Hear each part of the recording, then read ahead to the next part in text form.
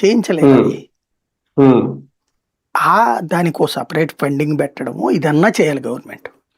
ప్రతి అవును. దానికి ఫైల్ టైప్లో 100 చోట్లకి తిరిగి రావాలంటే సమస్య. ఉమ్, ఏదైనా ఒకటే సింపుల్, సమస్య పరిష్కారం కావాలంటే ప్రభుత్వాలు లిబరల్గా ఉండాలి. ఉమ్, ప్రభుత్వాల ఆలోచన ధోరణికి ఇట్లాంటి వాటిని అసలు వాళ్ళు సీరియస్గా తీసుకోరు.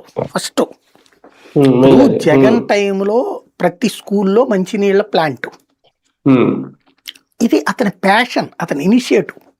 ఉమ్, ప్రతి స్కూల్ ఫెసిలిటీ మార్చడం, ప్రతి స్కూల్కి ఆ క్లీనింగ్కి డబ్బులు, అవును. ఇది ఓ సిస్టమ్ పెట్టేశాడు అతను. ఉమ్, ఇది సిస్టమ్ ఎప్పుడైనా సరే. అవును. ఆ సిస్టమ్ ఇంతవరకు వీళ్ళు ఎందుకు ఆలోచించలేదు? ఇప్పుడు 15,000 ఇస్తానని 13,000 ఇచ్చాడు, 2,000 ఇట్లాంటి వాటికి పెట్టాడు కదా. ఓ సెక్యూరిటీ, ఓ సిస్టమ్, ఇవన్నీ కూడా. అవును. అంటే ఒక ఇవాల్టికి నేను చేసేసాను అని కాదు లెక్క, రేపు కూడా నడవాలి అవి అన్నటువంటిది. ఇప్పుడు అవి ఆపేసాం మనం, ఇవాళ ఏమైపోతున్నారు వాళ్ళు? అదే కదా. ఒక ఏడాది ఇవ్వలేదు మనం వాళ్ళకి. ఆ ఏడాది ఏంటి? అక్కడ పనిచేసేటువంటి వాచ్మెన్కి డబ్బులు ఎవరు ఇస్తారు? వీళ్ళకి ఎవరు డబ్బులు ఇస్తారు? ఇది మనం ఆలోచించుకోగలగాలంతే. సార్, నెక్స్ట్ పల్లె పండుగ పేరుతో ఓకే, అవి కేంద్రం నుంచి వచ్చే నిధులైనా గ్రామీణ ప్రాంతాల్లో